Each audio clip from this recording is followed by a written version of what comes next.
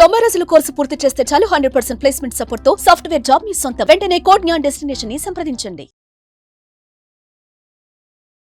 Welcome to Suman TV. నేను మీ Suman TV Nag. Alekhya pickles ఒక audio release అయిన తర్వాత దానికి సంబంధించినటువంటి కథనాలు కనుక మనం చూస్తే భిన్నాభిప్రాయాలు వ్యక్తపరిచారు. అది కూడా ఆడియన్స్ దగ్గర నుంచే.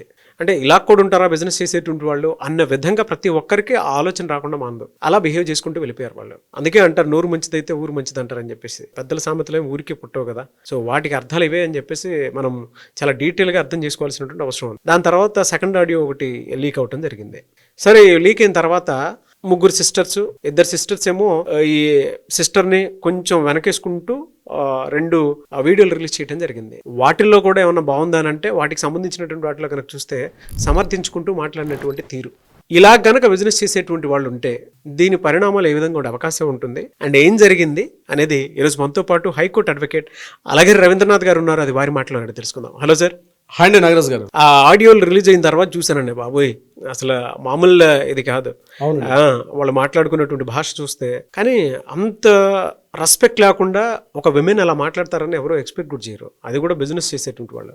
అవును, జనరల్గా సోషల్ మీడియాలో వాళ్ళకి కావాల్సిన వాళ్ళ ప్రమోషన్స్ చేసుకుంటూనే ఏ ఆడియన్స్ అయితే వాళ్ళని అప్లిఫ్ట్ చేసి అంత మంచి సబ్స్క్రైబర్స్ని తీసుకొని వచ్చి వాళ్ళని ఎంకరేజ్ చేసుకుంటూ ముందుకెళ్లారో వాళ్ళనే అవమానిస్తూ మాట్లాడటం అనేది చాలా బాధాకరమైనటువంటి విషయం.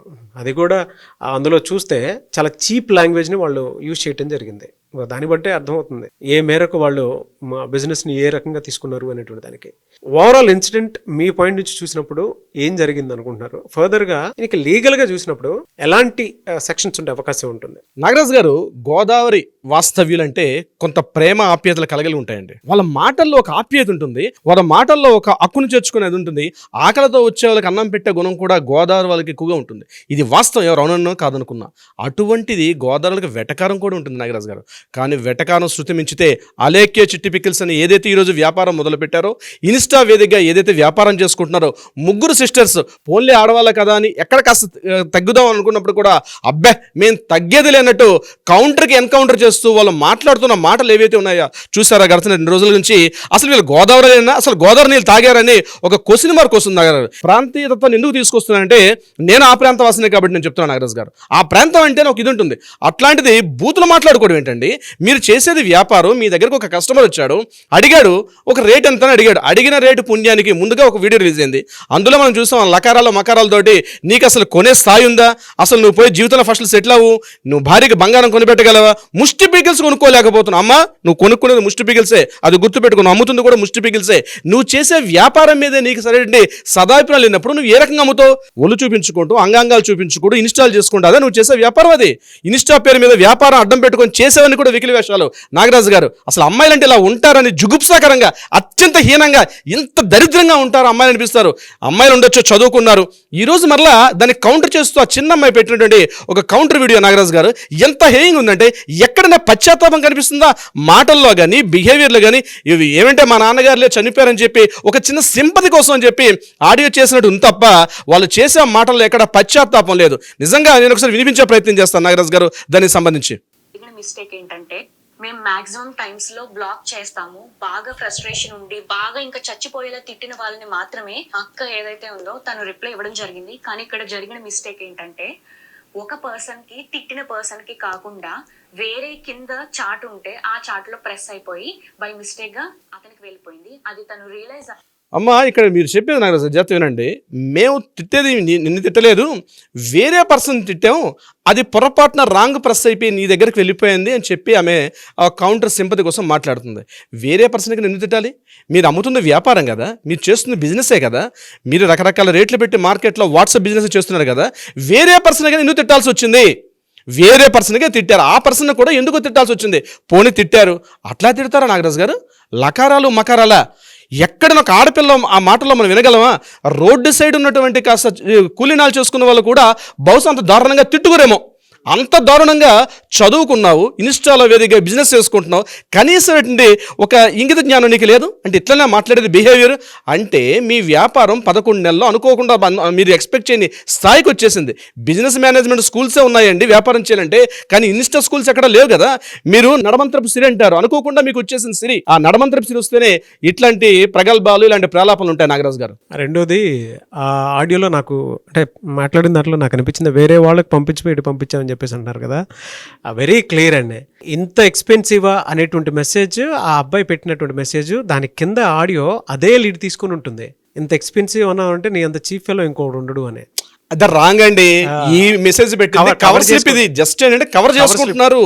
ఎవరిని ఫూల్ చేస్తారండి? మీరు చేస్తుంది వ్యాపారంలో ఇది ప్యూర్లీ లెటర్లు చెప్తున్నానండి. ఇది నిజంగా మాట్లాడుకుంటే ఇది కౌంటర్ పాయింట్ ఆమెగా పెట్టింది, ఇది కావాలని కవర్ చేస్తుంది. అది నెక్స్ట్ లెవెల్ తెలిసిపోద్ది నాగరాజ్ గారు. ఇయర్ లోపే వెంటనే డిలీట్ కూడా చేసింది. ఆయన చూసి ఉండరు, విని ఉండరు ఏమో అనుకుని ఇంకా మేము కూడా ఏం రెస్పాండ్ అవ్వలేదు. ఈ లోపు ఆయన చూసి వేరే మేమర్స్ కి కూడా పంపించేసి పబ్లిసిటీ న్యూస్ ఛానల్స్ లో అన్ని జరగడం అయిపోయింది అనమాట. ఈ విషయం మరి ముందే చెప్పొచ్చు కదా అని అందరూ అడుగుండొచ్చు. మేము ముందు చెప్పడానికి అసలు ప్రూఫ్ తో మేము మాట్లాడదాము, అసలు ఏం జరిగింది అనేది క్లారిటీతో వద్దాం అనేసి మేము ఇంతవరకు డీలే చేసాము. ఈ లోపు వాట్సాప్ ఓపెన్ చేస్తుంటే చాలా మంది బ్యాడ్ మెసేజెస్ ఇంకా కాల్స్ కంటిన్యూస్ గా చేయడంతో 35,000 మందికి పైగానే వాట్సాప్ రిపోర్ట్ కొట్టారు. దానివల్ల మాకు ఏంటనేది చూపించలేకపోయాం. వాట్సాప్ అనేది అండర్ రివ్యూలో పెట్టాము. 24 to 48 hours అయితే మాకు టైం తీసుకుంది. ఇంకా దాంతో కూడా పని అవ్వదు అని మాకు అర్థం అయిపోయేసరికి ఇంకా ఆ పర్సన్ కి ఎవరైతే ఉన్నారో బ్యాడ్ మెసేజ్ వెళ్ళిన పర్సన్ ఆయన మేము అప్రోచ్ అయ్యి ఆయనకి మేము సారీ కూడా చెప్పాము. ఇక్కడ అడ్డంగా దొరికారు చూడండి నాగరాజ్ గారు. వాట్సాప్ మెసేజ్ ఆల్రెడీ బ్లాక్ అయిపోయింది, 35,000 మంది రిపోర్ట్ కట్టారు. మొత్తం బ్లాక్ అయిపోతే మీరు ఆ పర్సన్ ఎలా మాట్లాడగారు? ఇది ఫస్ట్ పాయింట్. లీగల్గా ఒక చిన్న పాయింట్ చెప్తానండి. వాట్సాప్ బ్లాక్ అయిపోయింది, 35,000 మంది ఆల్రెడీ రిపోర్ట్ కొట్టారు. సో మీకు కూడా 24 అవర్స్ నుంచి 48 అవర్స్ మీ వాట్సాప్ బిజినెస్ యాక్టివిటీ లేదు. అట్లాంటప్పుడు మీరు ఆ పర్సన్తో ఎలా మాట్లాడారు? ఆ నెంబర్ మీకు ఎలా వచ్చింది? అంటే మీ ప్రైవేట్ కాల్స్ అయినా మాట్లాడారా? ఇక్కడ దొరికిపోలా తప్పు చేసినట్టు వాళ్ళు 100% దొరికిపోయారు కదా నాగరాజ్ గారు. జాగ్రత్తగా వినండి. మెసేజ్ లో అందరూ జెన్యూన్ గా ఉండరు. పచ్చి బూతులు తిట్టి మాట్లాడి ఇబ్బంది పెట్టే వాళ్ళు చాలా మంది మెసేజ్ చేస్తారు మాకు రోజు. మీ చాట్ కంటే ముందు ఇద్దరు నాకు అబ్యూజివ్ గా మెసేజ్ పెట్టి నా మిస్టేక్ అది నేను కిందకి స్క్రోల్ చేయడం, అది మీ చాట్ ప్రెస్ అయిపోయి వాళ్ళకి తిట్టాల్సిన మెసేజ్ మీకు వచ్చేసింది. అండ్ అది నేను రియలైజ్ అయ్యే లోపే మా బిజినెస్ వాట్సాప్ కి రిపోర్ట్లు చేసి ఇంకా మొత్తానికి మా బిజినెస్ వాట్సాప్ అయితే యాక్సెస్ చేయలేకపోతున్నాం మేము. మా పికిల్స్ ఎక్స్పెన్సివ్ అని మీరు ఒక్కరే అనలేదండి, 100 మంది అన్నారు. అన్న ప్రతి ఒక్కరిని నేను బూతులు తిట్టడం అంటే అది నమ్మసకంగా లేదు. ఫస్ట్ అబ్యూజివ్ వర్డ్స్ ఎవరైతే మా వాట్సాప్ కి తిట్టి మెసేజ్ చేస్తారో వాళ్ళకి మేము అదే భాషలో మేము రిప్లై ఇస్తాం. ఈ వాయిస్ నోట్ అయితే మీకు పెట్టాల్సింది కాదు. ఈ విషయంలో చాలా రాంగ్ జరిగింది. దానికి ముఖ్యంగా నేను మీ అమ్మగారికి చాలా సారీ చెప్తున్నా. అమ్మగారికి సారీ చెప్పడం ఏంటండి? చేసిందే దగులుబాజీ మాటలు మాట్లాడావు, తప్పు మాట్లాడావు. అసలు ఆ మాటలు మాట్లాడుకున్న మాటలు ఎక్కడైనా స్వరంలో నాగరాజ్ గారు పశ్చాత్తాపం కనిపిస్తుందా అండి? ఎక్కడైనా కనీసం పశ్చాత్తాపం, అయ్యో పొరపాటు జరిగిపోయిందేమో, పొరపాటుగా మాట్లాడేనేమో అన్న మాట. వేరే వాళ్ళకి తిట్టబోయి నిన్ను తిట్టానంటే వేరే వాళ్ళకి తిట్టడానికి నువ్వు రెడీగా ఉన్నావు అంటే నీ సంస్కారం ఇదేనా? గోదావరి నీళ్ళు తాగినట్టు సంస్కారం ఇదే నేర్పించిందా? మొత్తం నీ ప్రాంతాన్ని అపహాస్యం చేసావు. ఇట్లాంటి వాళ్ళని మార్కెట్ కాదు నాగరాజు గారు, వీళ్ళని తీసుకెళ్లి ముందు ఒక సంరక్షణ కేంద్రంలో పెట్టి ఎట్లా మాట్లాడాలి ఒక విధానం నేర్పించాలి. ఇది వీళ్ళు యాక్చువల్గా ఇలా మాట్లాడే విధానం చూసారా? ఇది ఇలాంటి వాళ్ళ సొసైటీలో చాలా ప్రమాదకరం. వీళ్ళు రేపు పొద్దున ఏమవుతారో చెప్పండి. నేను స్థాయి మించి మాట్లాడడానికంటే సంస్కారం లేకపోవడం వల్ల నాకు కాస్త ఫ్రస్ట్రేషన్ వస్తుంది. ఇప్పుడు నాకు ఫ్రస్ట్రేషన్ తిడితే మీరు ఊరుకుంటారా? నాకు ఫ్రస్ట్రేషన్ వస్తుంది మీ మాటలు విని. ఒకసారి నేను కూడా బహుశా ఇలాంటి ఏదో వాట్సాప్లో ఏదైనా మెసేజ్ పెట్టి ఇట్లా ఎక్స్పెన్సివ్ ఉందని నేను పెడితే నేను భయపడాల్సిన పరిస్థితి వస్తుంది రేపు పొద్దున. ఈరోజు మీరు మామిడికాయలో లేకపోతే మీరు రొయ్యలో లేకపోతే ఇతరత్ర ఏదో కొన్నారు, మీరు కొనుక్కున్న వ్యక్తి దగ్గరికి వెళ్ళి మీరు అడుగుండరా? ఇంత కాస్ట్ ఎక్కువైందని చెప్పి మీరు అడగరా? అలా అడిగేటప్పుడు ఆయన కూడా మిమ్మల్ని తిడితే మళ్ళీ మీకు ఆడపిల్లల హక్కులు, మీ మానవం, మీకు మర్యాద, మీకు మంట కలిసిపోయిందని చెప్పి మళ్ళీ కోర్టుల చట్టాలకు వస్తారు మీరు.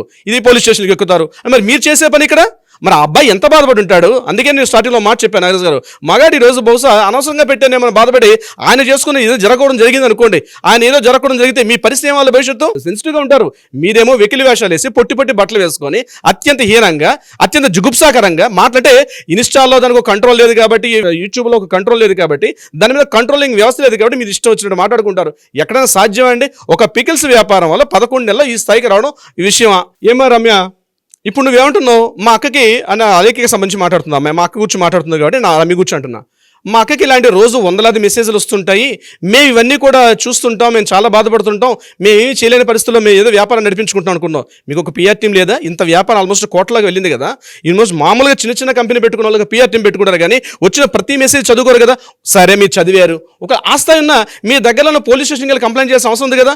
మాకెవరూ తోడులేరే, మేము ముగ్గురే ఉన్నాం, మా అమ్మ మేము ముగ్గురం తప్ప ఎవరూ లేదు, మా ఇంకొక అక్క మ్యారేజ్ చేసుకొని వెళ్ళిపోయింది, నేను మా అక్క మా మదర్ తప్ప ఎవరూ లేవు, మాకు ఎవరూ తోడలేని చెప్పి కాస్త ఏడుపులు పెడబొబ్బాలు పెడుతున్నావు కదా వాట్సాప్లో, మరి దగ్గరలో పోలీస్ స్టేషన్కి వెళ్ళి ఇట్లా వ్యాపారం చేసుకుందాం అనుకుంటున్నాం. మీరు నిజాయితీగా ఉంటే మీ మాటల్లో నిజాయితీ కనిపించేది, దగ్గరలో ఉన్న పోలీస్ స్టేషన్ కూడా వెళ్ళి కంప్లైంట్ చేసేవారు. కానీ ఆ పని చేశారా? ఆ పని చేయలే. ఇది ఓన్లీ 1-2 వీడియో వచ్చాయి నాగరాజు గారు. బహుశా ఎంతమంది బాధితున్నారో లెక్క తీసుకుంటూ పోతే ఎంతమంది బాధితున్నారు. ఇవాళ ఓన్లీ మనకు ఒక 2-3 వీడియో వచ్చాయి. సరే, ముందు ఒక అబ్బాయిని తిట్టింది, తర్వాత పోన్లీ అబ్బాయిని తిడుతుంది అనుకుంటే ఒక అమ్మాయి తర్వాత సెకండ్ వీడియో వచ్చింది. సెకండ్ వీడియోలో అమ్మాయిని కూడా అదే రేంజ్లో ఎక్కడ తగ్గేదలే అన్నట్టుగా ఆ 2వ అమ్మాయిని కూడా తిట్టడం. సరే, 3వ వీడియో కూడా రిలీజ్ అయింది. ఆ 3వ వీడియో కూడా ఇటువంటిదే. అంటే ఈ తిట్టడం అనే సంస్కృతి అలవాటు అయిపోయింది. బెదిరించి వ్యాపారం చేసుకోవడం, వాళ్ళ వ్యాపారానికి అడ్డొస్తే బెదిరించడం, అడిగిన పని మేము ఏ రేటు చెప్పామో ఆ రేటుకి తీసుకోవాలి. ఇది వాళ్ళు చేస్తున్న సిస్టమ్స్ నాగరాజ్ గారు. ఈ మొత్తం ఎపిసోడ్ చాలా పెద్ద ఎపిసోడ్ ఉంది. సరే, ఇప్పుడు మీరు అమ్ముతున్న పికిల్స్ ఏవైతే ఉన్నాయి వాటికి అధికారికంగా FSSAI నుంచి అనే రిపోర్ట్ ఒక మీకు సర్టిఫికేషన్ ఉందా లేదా? ఫుడ్ సేఫ్టీ వల్ల కాదు, అక్కడ ఉన్నట్టు మీకు GST అని చెల్లిస్తున్నారా? మీకు క్వాలిటీ కంట్రోల్ ఏమైనా? ఎటువంటి ఆధారాలు లేకుండా, ఎటువంటి సర్టిఫికేషన్ లేకుండా, ఎటువంటి లీగాలిటీ లేకుండా వ్యాపారం చేసుకుంటున్నారు. నేను ఈ వీడియోతో చెప్తున్నాను, దగ్గర రాజమండ్రిలో ఫుడ్ సేఫ్టీ అధికారులు ఎవరైనా ఉంటే ఇమ్మీడియట్గా ఆ దగ్గరలో ఉన్నటువంటి వాళ్ళ ఇంటికి వెళ్ళి వాళ్ళు ఎక్కడైతే చేస్తున్నారో క్వాలిటీ కంట్రోల్ ఉందా లేదా అనేది పరిశీలించి, సర్టిఫికేషన్ లేకపోతే ఇమ్మీడియట్గా చేయాల్సిన బాధ్యత ఆ కన్సల్ట్ డిపార్ట్మెంట్ కూడా ఉందండి. మున్సిపల్ కార్పొరేషన్ నుంచి ఉంటారు ఈ officers, food safety centre officers ఉంటారు. ఏదైతే అలేఖ్య చిట్టి పికిల్స్ అని వీళ్ళు ఏదైతే వ్యాపారం చేస్తున్నారో నిజంగా వాళ్ళకి ఆ నాణ్యతా ప్రమాణాలు పాటిస్తున్నారా లేదా? FSSAI నుంచి వాళ్ళకి సరైన నాణ్యతా ప్రమాణాలు ఉన్నాయా లేదా? ఇది కాకుండా GST చెల్లిస్తున్నారా లేదా? అసలు రికార్డు ఉందా లేదా? ట్యాక్స్ పేమెంట్ చేస్తున్నారా లేదా?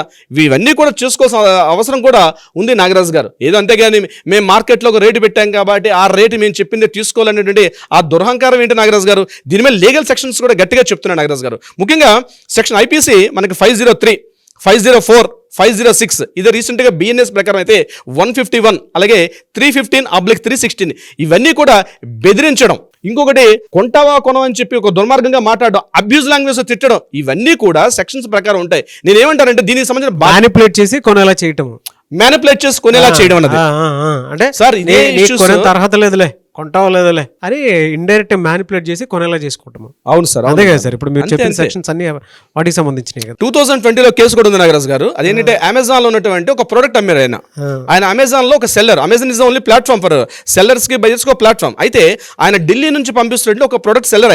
ఆయన ఏం చేశాడు, తన ప్రోడక్ట్ ఏదైతే ఆ క్వాలిటీ బాగాలేదని చెప్పి ఆ బయ్యర్ ఒక చిన్న ఒక కంప్లైంట్ పెట్టాడు. కంప్లైంట్ పెడితే సేమ్ ఇదే కేసు అక్కడ 2021లో ఢిల్లీలో జరిగిన కేసు ఇది. అందులో ఏం చేశాడు, ఆ సెల్లర్ కూడా ఇమీడియట్ గా వాళ్ళ మీద అటాక్ చేసినట్టుగా మాట్లాడి చాలా అబ్యూజ్ లాంగ్వేజ్ తిట్టాడు. అది పెద్ద కేసు అయింది. సుప్రీంకోర్టు కూడా దీని మీద జడ్జిమెంట్ కూడా ఉంది నాగరాజు గారు దానికి సంబంధించి కూడా. అంటే ఒక వ్యాపారి తన వ్యాపార వస్తువుని అమ్ముకునే క్రమంలో అబ్యూజ్ లాంగ్వేజ్ తిట్టిన, బెదిరించిన, కొంటావో కొనవా అని చెప్పి వాళ్ళ మీద పిస్టల్ పెట్టాడు. అంటే పాయింట్ బ్లాంక్ లో గన్ పెట్టినట్టు మాట్లాడుతూ తనదైనటువంటి తన శైలిలో బెదిరించి మాట్లాడి గుండాగిరి చేసిన, దాదాగిరి చేసిన, ఇవి ఏం చేసినా ఈ సెక్షన్స్ ప్రకారం కనీసం 2 సంవత్సరాలు జైలు శిక్ష, అది కాకుండా జరిమానా కూడా విధించే అవకాశం కూడా ఉంది. కానీ ఈ వీడియో ద్వారా ఇంకొక గుణపాఠం కూడా, లెసన్ కూడా ఏంటి నాగరాజు గారు, ఎవరైనా వ్యాపారం చేసే వాళ్ళకి ఒక లెసన్ ఇది. ఎలా మాట్లాడాలి, how to behave the customer, how to deal with the customers అని మినిమం ఒక రూల్స్ తెలుసుకోకపోతే పరిస్థితులు చాలా దారుణంగా ఉంటాయి. చూడండి, ఒకప్పుడు 11 నెలల్లో కోట్ల రూపాయలకి వెళ్ళినటువంటి అలేఖ్య చిట్టి పికిల్స్ వ్యాపారం ఈ రోజు వాళ్ళలో మరలా వాళ్ళు మాట్లాడుకున్న మా వ్యాపారం పోయింది, మళ్ళీ సేమ్ సింపతి, మా నాన్నగారు చనిపోవడం వల్ల మేము అప్పుడు పెట్టుకున్నాం, చాలా ఇది హీనస్థితికి వచ్చాం. కానీ ఎందుకు ఆ మాటల్లో పశ్చాత్తాపం ఉంటే బహుశా ప్రజలు బయ్యర్స్ చాలా మంచి వాళ్ళండి. అమ్మాయిలు మాట్లాడుతుందంటే ఎంకరేజ్ చేసే వాళ్ళు ఉంటారు. సొసైటీలో ఇప్పటికి కూడా కొన్ని విలువలు ఉన్నాయి. అమ్మాయిలు అట్లా వచ్చి ఏదో కష్టపడుతున్నారు, వ్యాపారం చేసుకుంటారంటే ఇంకా సింపతి పెరుగుతుంది తప్పించి ఇట్లా అబ్యూజ్ లాంగ్వేజ్తో తిడుతూ, అబ్యూజ్ లాంగ్వేజ్తో మాట్లాడుతూ, బెదిరించడం, తిట్టడం ఇవన్నీ కూడా చేసుకోవడం వల్ల వ్యాపారం ఇమీడియట్గా మూసుకోండి. మీకు వ్యాపారం చేత కాదు, మూసుకొని దుకాణం మూటములు సర్దుకొని మీ పని మీరు ఆ గోదావరిలో పక్కన ఏదైనా పల్లి బజ్జీలు అమ్ముకోవడం బెస్ట్ మీకు. నాగరాజు గారు ఈ పచ్చళ్ళు అమ్ముతూ నా పచ్చళ్ళు కొని అర్హత నీకు లేదు అని చెప్పి ఏ అమ్మాయితే క్రిటిసైజ్ చేస్తుందో అది తప్పు. నేను ఒకటే అంటాను, మీకు పచ్చళ్ళ వ్యాపారం సరిపోదు, మీకు ఇంకే వ్యాపారం సరిపోదు. హ్యాపీగా ఆ గోదావరి తీరం పక్కన ఉన్నటువంటి పల్లి బఠానీలు అమ్ముకోవడం, సాయంత్రం పూట బఠానీలు, చెగోడీలు అమ్ముకోవడం చాలా ఉత్తమం. మీకు ఎవరు కామెంట్ చేయరు. మీ నోరు మంచిది అయితే ఇంకా దానికి, మీ నోరు అక్కడ కూడా బాలేదు అనుకోండి, ఇంకా మీ దానికి కూడా పనికిరారు.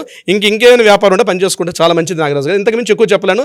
ఏదేమైనప్పుడు కూడా లీగల్ మాత్రం చట్టం ఉంది.